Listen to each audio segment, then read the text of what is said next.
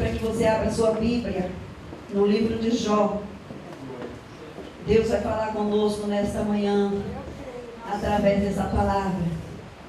Nós estamos findando o mês de fevereiro, onde nós estamos aprendendo um pouco mais sobre virtude.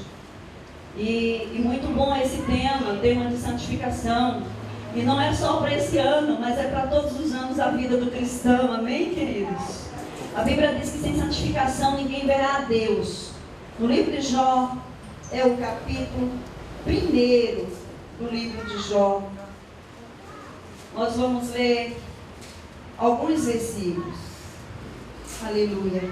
Louvado seja o nome do Senhor. Eu quero trazer para você nesta manhã sobre a virtude.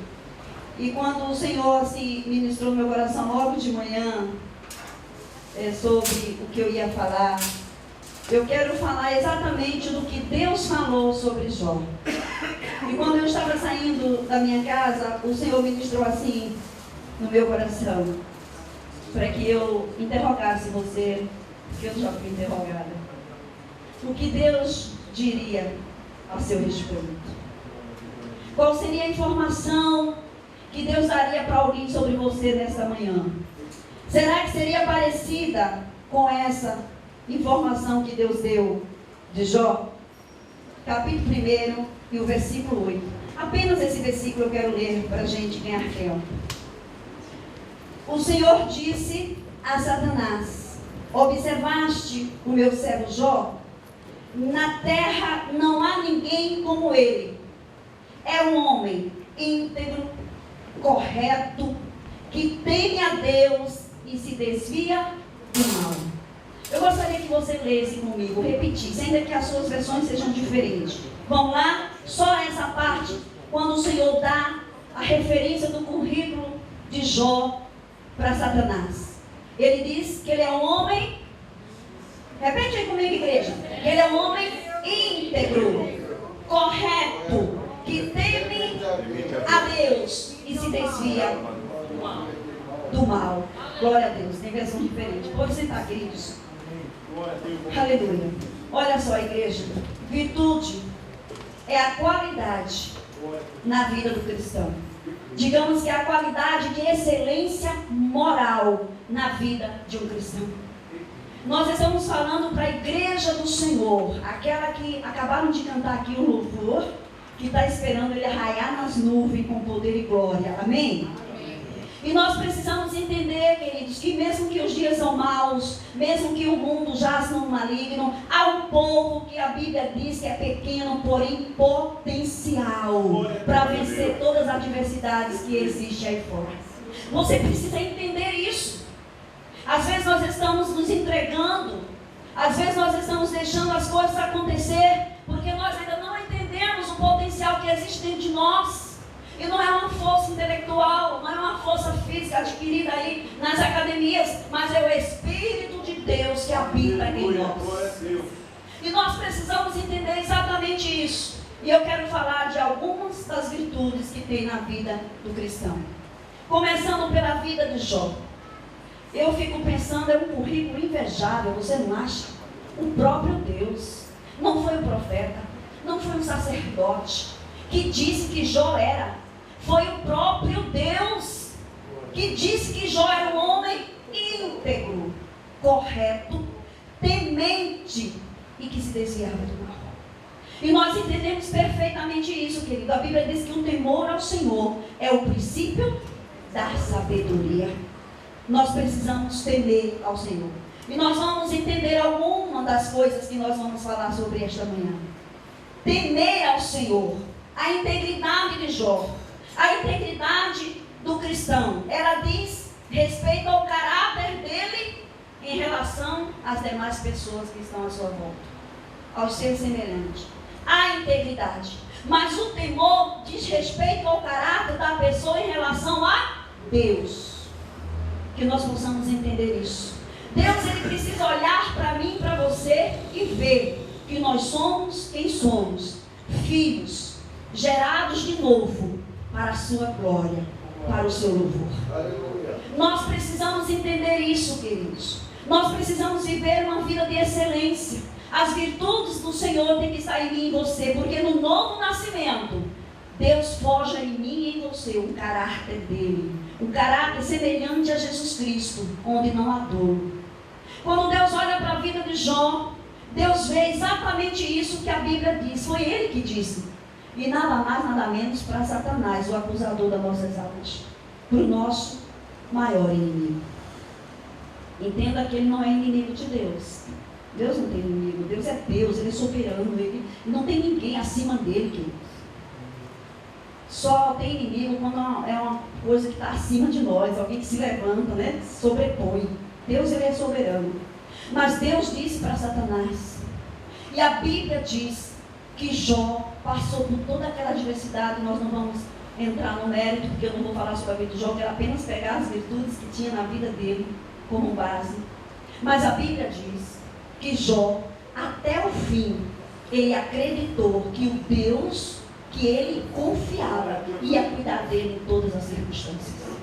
Se você começar a ler o livro de Jó, você vai ver ele dizendo, no capítulo 42, ele diz, bem sei, olha, ele diz que ele sabe, conhecimento próprio, que tudo tu podes, e que nenhum dos teus planos, projetos, pode ser frustrado.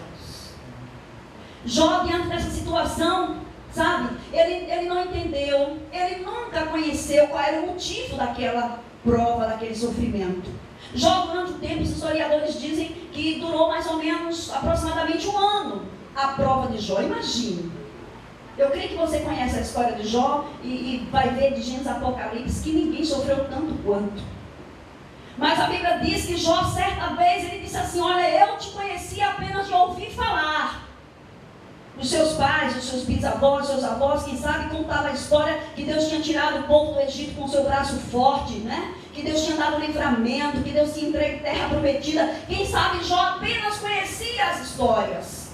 Mas Jó diz, agora os meus olhos te veem, ou seja, agora eu te conheço. Agora a tua glória foi revelada em mim também. Agora eu participo dessa história, agora eu sou a história. E para a gente fazer parte da história, queridos, e viver a história, precisamos passar por um processo. E a Bíblia chama esse processo de santificação. Essa palavra só santificação parece ser, né, uma palavra assim muito simples, mas é um processo de dia após dia. Santificação é como se fosse um antídoto que mata todo o veneno chamado pecado. E se você precisa, busca do Senhor a santificação, porque sem ela nós não veremos a Deus. E a qualidade que estava na vida de Jó era essa. Se nós fôssemos falar apenas dessas virtudes, nós tínhamos espaço suficiente para ministrar. Mas eu quero trazer algumas palavras ainda de ministração sobre as virtudes. Amém, queridos? Eu quero falar também um pouquinho sobre gratidão. Gratidão é a excelência da adoração. Queridos, no coração de alguém que exercita a gratidão, não existe espaço para murmuração. A murmuração diminui a eficácia do poder de Deus na minha e na sua vida. Entenda, não diminui o poder de Deus, porque ninguém pode mexer nele. Mas diminui a eficácia do poder dele se aperfeiçoar em você. Porque quando você murmura, quando eu murmuro, eu começo a dizer que Deus está limitado. E ele é ilimitado, amém, queridos? Mas quando eu agradeço, quando meu coração se desdobra, quando meu coração reconhece quem eu sou e quem é Deus, a coisa muda. E gratidão é isso, é você reconhecer seu estado de carente, de necessitado. Sabe, a gratidão é você reconhecer que você não merece, mas Deus fez porque Ele é Deus, porque Ele te amou. Eu sempre digo que quem prendeu Jesus na cruz não foram os escravos, mas foi o amor que Ele sente por mim e por você. Sabe, queridos, Deus um dia revelou isso muito profundo no meu coração. Arlete, não foram os escravos que me sustentaram naquela cruz, mas era o amor que jorrava em meu coração pela sua vida. Sabe, queridos, não importa o que o inimigo diga, não importa a situação que você está vivendo, se é enfermidade, se é financeiro, não importa se é perseguição, não importa que o amor de Deus foi derramado um dia pela sua vida e foi suficiente para fazer você trocar a sua cruz pela coroa de glória. Então, gratidão é uma das virtudes que tem que estar estar na vida do crente refletindo a glória e a imagem do Senhor Jesus. Gratidão. A Bíblia fala lá em Lucas, se você quiser, pode olhar, senão você fica só ouvindo. Lá em Lucas, no capítulo 17, no versículo 11, eu também não vou ler para a gente ganhar tempo, fala-se de 10 leprosos.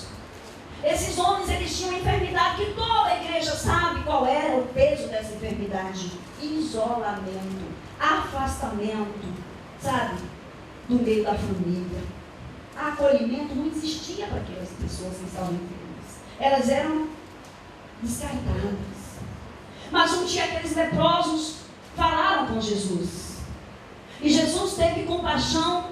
E Jesus disse para eles assim: olha, vai te apresentar ao sacerdote. E no processo da ida, olha, entenda o mistério, no processo da caminhada, a purifica. Você não vai alcançar hoje, nem amanhã. Ah, não, eu já me arrependi, pastor, eu já confessei meus pecados, eu até desci as águas, eu até sou dizimista, eu até sou batizado no Espírito Santo, Deus até me usa em revelação, eu realmente vivo debaixo de um manto. É dia após dia. Glória a Deus. É dia após dia. São experiências, maturidade, crescimento. É dia, é você vencendo você mesmo todo dia. E a Bíblia diz que no processo da caminhada, eles percebem o quê? Que a sua pele já não tinha mais nenhuma empolação, estava curado. Aí um disse: não, antes de eu ir me apresentar ao sacerdote para fazer o ritual como deve ser, eu preciso voltar e agradecer aquele que me deu a cura. E a Bíblia diz que ele volta. E quando Jesus se depara com aquele moço, Jesus diz: ó, mas não eram 10 que eu curei? Claro que se fôssemos nós, assim, 100% humanos, nós íamos dizer: será que os outros não receberam a cura? Mas Jesus era 100% homem, mas 100% Deus. Ele sabia que eles também tinham sido alcançados. Ele disse: não, Senhor, sou eu. Ele voltou para agradecer, porque o Senhor mudou a sua história. E aí ele recebe o que, queridos? Além deles terem recebido a cura física, ele recebe a cura do Espírito, recriados em Deus. O Senhor disse: vai, a tua fé te salvou. Seja salvo, seja perdoado os teus pecados, seja religado de novo no plano de salvação. Seja você de novo fazendo parte da família de Deus. Seja você agora meu irmão. Isso é Jesus falando com o Senhor. Através de quê? De um ato, de uma atitude de gratidão. De gratidão. Precisamos entender que a gratidão tem que fazer parte do currículo cristão. Amém, igreja? Amém. Amém? Amém. Quando você tem o coração agradecido, queridos, você recebe muito mais do Senhor. Existem pessoas no cotidiano, de repente você se depara com essas pessoas em empresas, e quem sabe amigos, que você faz 99% para eles. Se você não fizer 100%, ele esquece tudo que você falou. O 1% prevalece. Que ingratidão. E Deus não suporta a ingratidão, porque a gratidão adora Ele. A ingratidão, aleluia, faz com que Ele seja o que verdadeiramente Ele é na vida dos outros. Quando você agradece ao Senhor pelo que Ele fez, como disse a bispa aqui, qual seria, sabe, a resposta que você receberia? Como seria no dia seguinte, dependendo do que você tinha dado no dia anterior? Como que você se apresentou diante de Deus? Com o coração grato, o coração agradecido? Ah, pastora, mas eu nem recebi nada ainda. Como não? Você recebeu a maior dádiva que alguém poderia receber: o perdão. Glória a Dos Deus. seus e dos meus pecados. Aleluia. Ninguém teria condições de nos dar isso. Jesus nos deu. Glória a Deus. E era porque nós éramos bonzinhos? Era porque nós merecíamos? Não. Eu amo aquela passagem que Jesus diz assim, ele faz uma oração, né? Existem algumas orações na Bíblia de Jesus, poucas orações, né? Assim, revelada, claro que ele orava muito, mas era muito oculto. Mas ele diz assim: Pai, eu oro não por esses, ó, coisa linda, mas por esses aqui, ó. Eu oro por aqueles que o Senhor ainda vai me dar, que virão através daqueles que estavam ali presentes. Então você está nos planos do Senhor. Glória a Deus, aleluia. A sua vida está nos planos do Senhor. Aleluia. Entenda isso. A virtude que o Senhor vai fazer gerar no teu coração de gratidão não é pelo que o Senhor tem feito, não. É pelo que o Senhor já fez. Ele redimiu a tua vida, Ele te deu uma nova chance, uma inferno. Adão fez isso. E nós vivíamos com essa natureza adâmica. Sabe, queridos, o veneno do pecado em nós. Mas o sangue de Jesus foi o antídoto, e é o antídoto que nos cura, nos liberta, nos purifica desse pecado. E por isso nós estamos aqui nesta manhã, dizendo que Ele é, e que Ele pode, e que Ele faz na nossa vida. Amém, queridos? Nós precisamos entender isso, queridos. A gratidão do coração daquele leproso fez com que ele alcançasse algo mais do que uma cura física. E tem muitas pessoas buscando apenas as mãos do Senhor. Sabe o que é buscar as mãos do Senhor? As bênçãos, os milagres. Mas tem gente que quer muito mais, quer a face, quer intimidade, quer profundidade, quer maturidade, quer conhecer, quer crescer, quer viver experiências com o Senhor. E experiências é processo para a gente alcançar, amém, queridos? Eu quero falar também de uma outra virtude chamada humildade. E quando eu falo de humildade, queridos, existem algumas diferenças, né? Tem pessoas que acham que ser humilde é ser desprovido de valores, de posições. Não é isso não, queridos. Humildade é algo dentro do coração, sabe, queridos? Humildade é virtude, humildade não é superficialidade, não. Humildade é profundidade. Não tem ninguém melhor para nos demonstrar sobre humildade do que o próprio Jesus. E eu quero ler com você aqui em Filipenses, no capítulo 2. Jesus, a Bíblia diz, não sou eu, mas a Bíblia diz que Jesus, ele simplesmente deixou a sua glória, o seu trono, a sua posição de rei, para vir à terra e como humano sofrer tudo na pele. Certa vez os discípulos estavam interrogando Jesus porque Jesus tinha sido contestado. E eles diziam assim: Jesus poderia mandar fogo do céu agora e destruir, ou seja, autoridade, seria na nossa linguagem abuso de poder. E Jesus não fez nada disso, queridos, porque Jesus sabia a sua posição. E nós precisamos entender isso, amém, queridos? E em Filipenses capítulo 2, eu quero ler esse versículo assim, ó, 5, eu achei assim tão forte. Tende em vós o mesmo sentimento que houve em Jesus. Que sentimento foi esse? Você sabe me dizer? Que sentimento foi esse que houve em Jesus? Glória a Deus, Carmela. Sentimento de compaixão, sentimento de se esvaziar, sentimento de humildade. Aí no versículo 8, também estou precisando de óculos. No versículo 8 diz assim: assim na forma de homem, humilhou a si mesmo, sendo obediente até a morte. Ele foi, não foi porque os carrascos queriam. Ele foi à cruz, não foi porque o rei queria. Não foi porque Pilatos o levou. Ele foi à cruz porque ele se deixou. Aleluia. Ele se deixou passar por esse sacrifício por amor a mim e a você. Sentimento de humildade.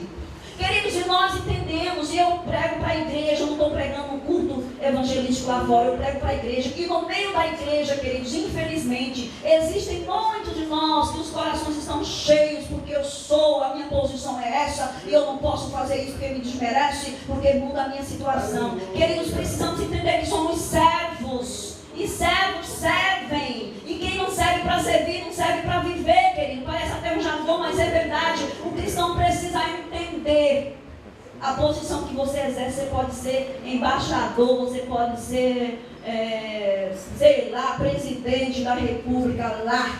Aqui você é servo de Jesus. Glória a Deus. Serve para servir. Glória a Deus. É isso. Aleluia. Que você tem que entender. É isso que Jesus quis passar. Ele se esvaziou de toda a glória. E ele tinha essa glória reservada com o Pai. Certamente ele se revelava. Mas diante dos discípulos ele era servo, ele servia. E ele era Senhor. Confunde, não confunde a nossa cabeça limitada. Aquele ato dele lavar os pés, ele estava dizendo para os discípulos assim, ó, sirva. Sirva. Porque é um dos sacerdócios do cristão, é o servir ao seu irmão. E a Bíblia diz que Jesus, tendo se esvaziado de si mesmo, da sua glória, do seu poder, da sua posição, Deus fez o quê? O exaltou em soberania, no versículo 9 você deve acompanhar, e lhe deu um nome que está acima de todo nome. Nome. Eu sempre costumo dizer que se eu for reconhecida como filha, para mim já é suficiente. E se eu for reconhecida como servo, é melhor ainda. Porque às vezes filhos têm algumas regalias, né? Servo não tem muitas, né? Servo da nossa casa, servo. Os filhos sentam à mesa, participam da nossa vida. Aí Jesus diz assim: eu não chamo mais de servos, porque o servo não sabe o que o seu Senhor faz, mas eu chamo de amigo. Porque amigo